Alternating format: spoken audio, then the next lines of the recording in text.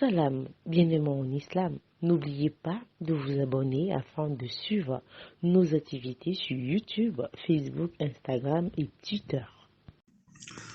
أعوذ بالله من الشيطان الرجيم بسم الله الرحمن الرحيم ثم الصلاة والسلام على رسول الله صلى الله عليه وسلم. La louange est à Allah, le Seigneur qui fait miséricorde, le miséricordieux par essence et par excellence.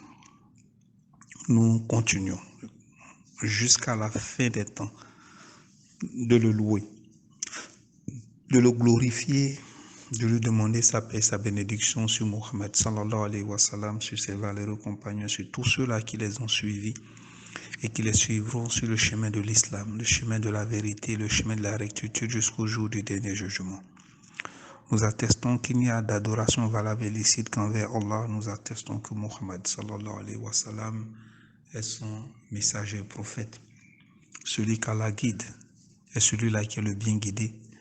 Et celui-là qui se laisse égarer et qu'Allah subhanahu wa ta'ala abandonne sur le chemin de l'égarement est en vérité celui-là qui est égaré. Et nous demandons à Allah de nous guider sans cesse sur le droit chemin. Nous demandons à Allah de ne pas nous égarer après nous avoir montré le chemin de la félicité. Depuis quelques semaines maintenant, nous avons essayé de rentrer dans les détails en ce qui concerne les différents éléments qui composent le fait d'avoir la foi. Nous avons parlé de la foi en Allah. Nous avons parlé de la foi, de la croyance aux anges, de la croyance aux livres révélés, de la croyance aux prophètes et messagers, de la croyance au jour du dernier jugement. Aujourd'hui, nous allons parler du dernier article de la foi, dernier élément auquel nous devons croire véritablement pour espérer être hissés au rang de ceux-là qui, n'est-ce pas, ont la foi. Et le dernier élément aujourd'hui, c'est le destin, la destinée. Le musulman doit croire au destin, qu'il soit bon ou mauvais. C'est un article de la foi. Celui qui refuse de croire au destin, celui-là, il a véritablement laissé le chemin de l'islam. Celui-là, véritablement, il n'a pas foi en la parole d'Allah subhanahu wa ta'ala. Donc, croire au destin, c'est un élément qui est important. Et aujourd'hui, pour l'exposé d'aujourd'hui, nous allons essayer de développer un peu plus qu'est-ce qu'on entend par destin.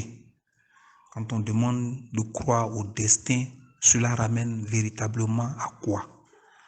Donc c'est de ça que nous allons essayer de parler afin, Inch'Allah, de pouvoir permettre à chacun à travers ce dernier chapitre, de connaître profondément ce que c'est que avoir la foi.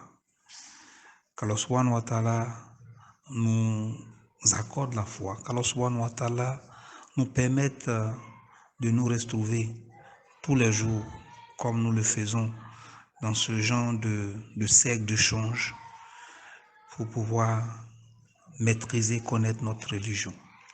Merci à tous d'être là. Merci à tous d'avoir pris le rendez-vous et nous espérons qu'ensemble, nous allons construire pour chacun, n'est-ce pas, ces éléments-là qui vont participer à nous rendre agréables aux yeux d'Allah, ces éléments-là qui vont nous permettre de pouvoir avoir les arguments pour préserver notre foi et pour nous préserver de la mauvaise foi des autres, des attaques inutiles des autres. Connaître sa religion est importante. Connaître sa religion, ça stabilise. Merci à vous et Inch'Allah, nous allons dans quelques minutes commencer les cours et qu'Allah nous aide et qu'il nous assiste. croire au destin revient à croire à la fois que c'est Allah subhanahu wa ta'ala qui détermine tout ce qui arrive dans l'univers.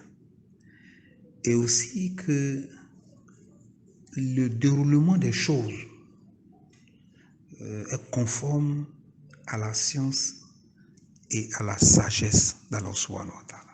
Donc d'emblée, ce sont ces deux éléments-là qu'il faut retenir, savoir que c'est Allah qui détermine tout ce qui arrive dans l'univers et que le déroulement de toutes ces choses est conforme à la science et à la sagesse d'Allah subhanahu wa ta'ala. Quand on parle de destin, il faut savoir qu'il y a 4 éléments, 4 facteurs qui interviennent. Et c'est la conviction et la croyance en ces 4 facteurs-là qui déterminent donc la croyance en la destinée, la croyance au destin. Et ce sont ces 4 facteurs-là que nous allons énumérer et essayer d'expliquer pour qu'ensemble nous puissions mieux cerner ce concept-là qui n'est pas toujours facile à pouvoir apprivoiser. Nous espérons que vous avez pris place. Nous espérons que tout le monde est prêt pour le cours et nous prions Allah subhanahu wa ta'ala de nous accorder toute la sérénité et toute la sérénité et toute la lucidité pour pouvoir percevoir le message. Qu'Allah nous aide et qui nous guide sans cesse sur le droit chemin. Installez-vous et puis nous allons commencer le cours. Installez-vous pour que nous puissions rentrer dans le vif du sujet. Assalamu alaikum wa rahmatullahi wa barakatuh. Ok, alhamdulillah, si tout le monde est là, nous allons commencer véritablement le cours, Inch'Allah. Qu'Allah nous aide et qu'il nous accorde sa sakina et toute la lucidité pour mieux cerner notre exposé. Nous sommes partis d'une définition globale de la croyance en la destinée qui était la détermination par Allah de tout ce qui arrive dans l'univers et le déroulement des choses conformément à sa science et à sa sagesse. Nous avons révélé qu'il y a 4 facteurs qui ressortent, n'est-ce pas, de cette croyance-là en la destinée, facteurs auxquels il faut placer sa conviction, et cela va nous permettre d'être donc au nombre de ces personnes-là qui croient en la destinée. Et le premier facteur, c'est de croire et d'avoir cette conviction-là que Allah a une connaissance globale de toutes choses depuis l'éternité. Donc il faut savoir ça. Donc Allah a une connaissance globale de toutes choses. Ces choses-là sont ses propres actes, comme les actes de ses serviteurs. Donc avoir cette conviction-là est un premier facteur par rapport à la croyance à la destinée. Le deuxième facteur, c'est de savoir que tout est inscrit sur une tablette bien gardée.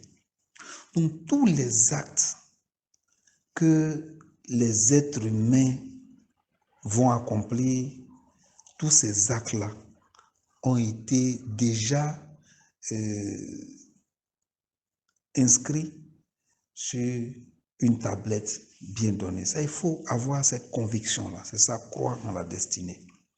Et c'est pourquoi, quand vous verrez à la sourate 22 au verset 70, Allah subhanahu wa ta'ala nous dit, il dit, ne sais-tu pas qu'Allah sait ce qu'il y a dans les cieux et sur la terre? Et cela est dans un livre, et cela est pour Allah bien facile. Vous voyez?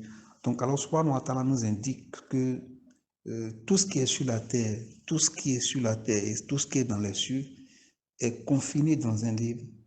Et cette connaissance-là est facile à Allah subhanahu wa ta'ala.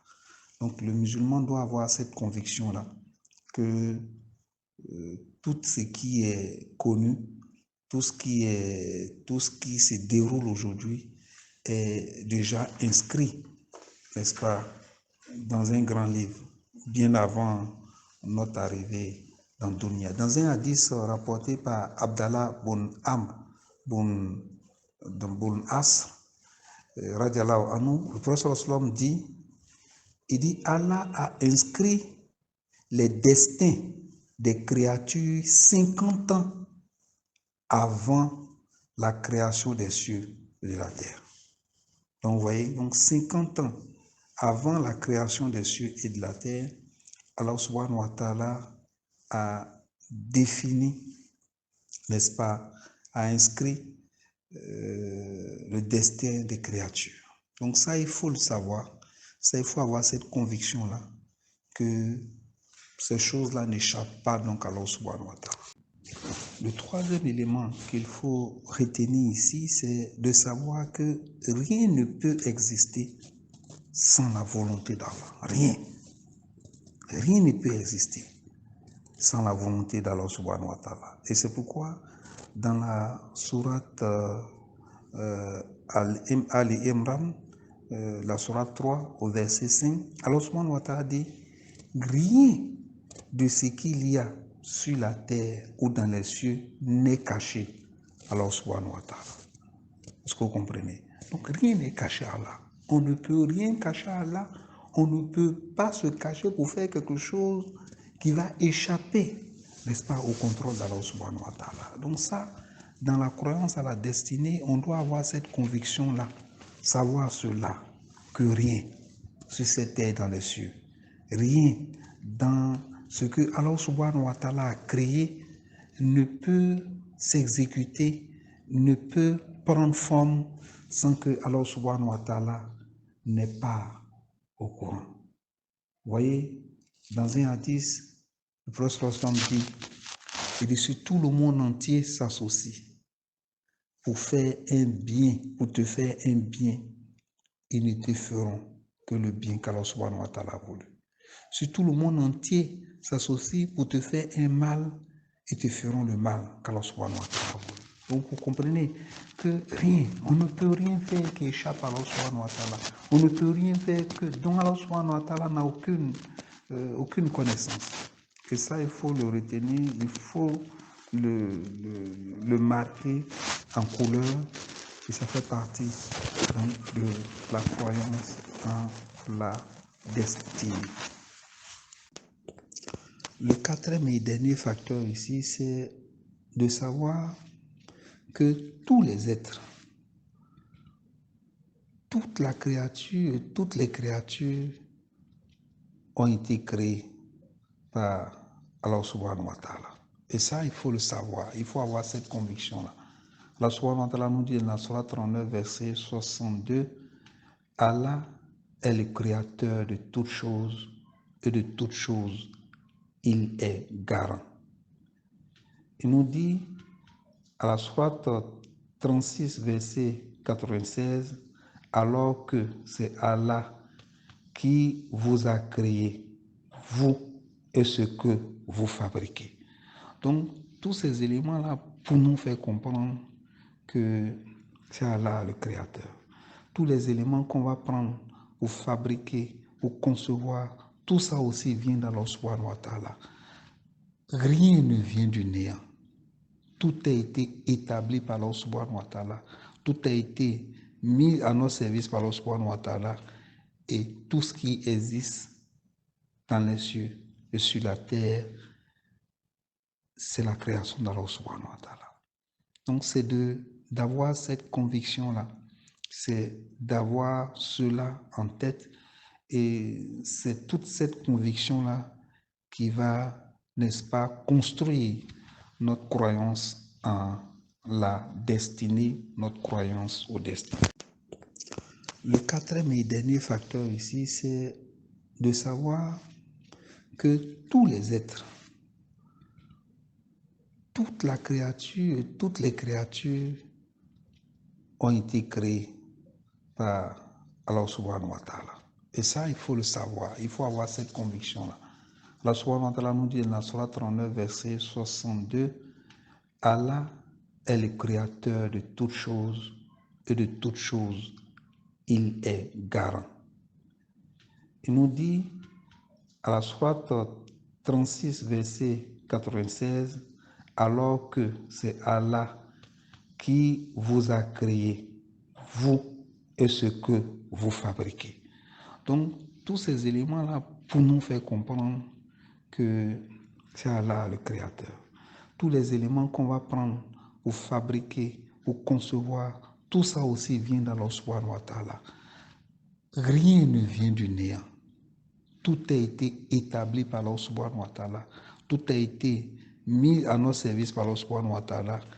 Et tout ce qui existe dans les cieux et sur la terre, c'est la création d'Allah subhanahu wa ta'ala.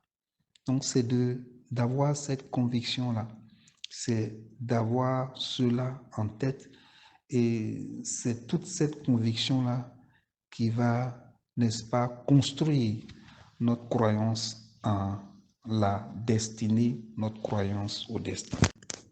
S'il est vrai que nous avons inscrit, n'est-ce pas, en facteur 2, que tout ce qui va se faire et tout ce qui s'est fait déjà a été conçu déjà avant la création des cieux et de la terre, a été établi, donc écrit sur la tablette, écrit dans le livre d'Allah avant la création des 50 ans avant la création des cieux et de la terre. Même si cela est fait, il faut savoir que la responsabilité de l'homme reste intacte. Alors, subhanahu wa ta'ala a donné une responsabilité à l'homme de choisir et de ne pas choisir, de choisir le chemin qu'il va emprunter dans Dunya quand il vient, de choisir le chemin, d'éliminer le chemin qu'il ne va pas emprunter lorsqu'il viendra dans Dunya. L'être humain est responsable de ses choix. Il y a des choses qui échappent à notre responsabilité. La yukallifullahu nafsan illa wusaha. Allah ne nous impose pas une charge qu'on ne peut pas supporter. Il peut arriver des situations où notre responsabilité reste limitée. Là, en ce moment, Allah subhanahu wa ta'ala ne nous en voudra pas. Mais en toute chose et pour toute chose, Allah subhanahu wa ta'ala nous a donné le libre choix de choisir la voie. Donc on nous prêche, c'est chacun qui voit s'il va suivre Allah ou s'il va suivre ses émotions, s'il va suivre Allah ou s'il va suivre ses pulsions. Donc chacun a cette liberté-là qu'Allah subhanahu wa ta'ala lui a donnée. Alors qu'il n'a pas donné cette liberté-là aux anges. Il y a des anges, il y a un ange qui est conçu pour qu'il souffle dans la trompette. Lui, il est là, il attend. Quand l'heure de souffler dans la trompette arrivera, il va souffler. Et c'est son rôle, ça. Il y a des anges qui sont là depuis des milliards d'années, qui sont en génuflexion, en train de dire la même chose. Il y a des gens qui sont conçus pour pouvoir faire ceci, cela, ainsi de suite. Donc les anges n'ont pas de responsabilité. Et c'est pourquoi ils ne seront pas jugés. Parce que eux, ils n'ont pas le libre arbitre comme nous. Eux, ils n'ont pas la possibilité de choisir comme nous. Ils ont été créés pour exécuter un plan donné et ils exécutent ce plan-là. Alors que l'être humain, Allah subhanahu wa ta'ala les a créés et il leur a donné cette responsabilité de choisir et de ne pas choisir. C'est la même chose que les djinns. Allah dit wa ma khalaqtul jinna wal insa illa liya'budun. Je n'ai créé les hommes et les djinns que pour m'adorer.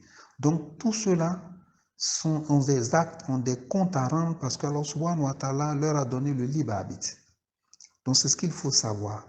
Et quand Allah subhanahu wa ta'ala nous dit que tout a été déjà établi, c'est-à-dire que devant la situation, la réaction que nous avons eue devant une situation de ne pas aller ou d'aller. Tout ça là déjà, Allah subhanahu wa ta'ala le sait bien avant que nous puissions venir sur terre. Donc c'est ce que nous voudrons savoir, c'est ce que je voudrais faire remarquer afin que nous puissions avoir une bonne visibilité de ce qu'on appelle croire au destin, à la destinée. Dans le déroulé de la vie de l'être humain, dans le déroulé des éléments qui vont composer, n'est-ce pas, ce que j'appellerais notre existence, il y a des choses qui vont s'imposer à nous. Il y a des choses qui ne demandent pas notre libre arbitre. C'est comme le lieu où nous allons naître. Ça, c'est Allah subhanahu wa ta'ala qui l'a déterminé. Le lieu où nous allons mourir, ça, c'est Allah subhanahu wa ta'ala qui l'a déterminé. Les parents que nous allons avoir, ça, c'est Allah subhanahu wa ta'ala. Les frères et sœurs que nous allons avoir, nous n'avons aucune capacité de pouvoir changer cela. Les enfants que nous allons avoir, Allah subhanahu wa ta'ala a déterminé cela. Si nous n'aurons que des filles, si nous n'aurons que des garçons, Allah subhanahu wa ta'ala a déterminé cela. Maintenant, dans certaines situations, il y a des choix que nous devons faire. Alors, subhanahu wa ta'ala nous donne en ce moment-là le libre arbitre de faire ces choix-là. Alors, subhanahu wa ta'ala nous donne le libre arbitre de pouvoir accepter de le suivre et de ne pas le suivre. Il nous donne tous les éléments pour pouvoir avoir cette force-là de choisir. Et c'est sur ça que Allah subhanahu wa ta'ala va nous juger. Il ne nous jugera pas pourquoi on est né dans une famille en Afrique ou bien en Europe, pourquoi on est né blanc, pourquoi on est né jaune, pourquoi on est né rouge. Non. Ça, ce sont des choses que nous n'avons pas choisies. Nous ne choisissons pas nos frères, nous ne choisissons pas nos sœurs, nous ne choisissons pas là où nous naissons, nous ne choisissons pas dans les bras de qui nous naissons, dans quel hôpital nous naissons, là où nous allons mourir, là où nous serons enterrés. Ce sont des choses qui ont été déterminées par Allah subhanahu wa ta'ala depuis des milliards d'années. Allah subhanahu wa ta'ala devant un certain nombre de situations. Allah subhanahu wa ta'ala nous donne la possibilité de choisir. Et c'est sur ça. C'est sur quoi il nous a donné la possibilité de choisir, c'est sur ça qu'Allah subhanahu wa ta'ala va nous demander de rendre compte. C'est sur ça qu'Allah subhanahu wa ta'ala va nous juger demain. Et c'est ce qu'il faut savoir, et c'est ce qu'il faut retenir quand on parle de la croyance à la destinée, de la croyance au destin.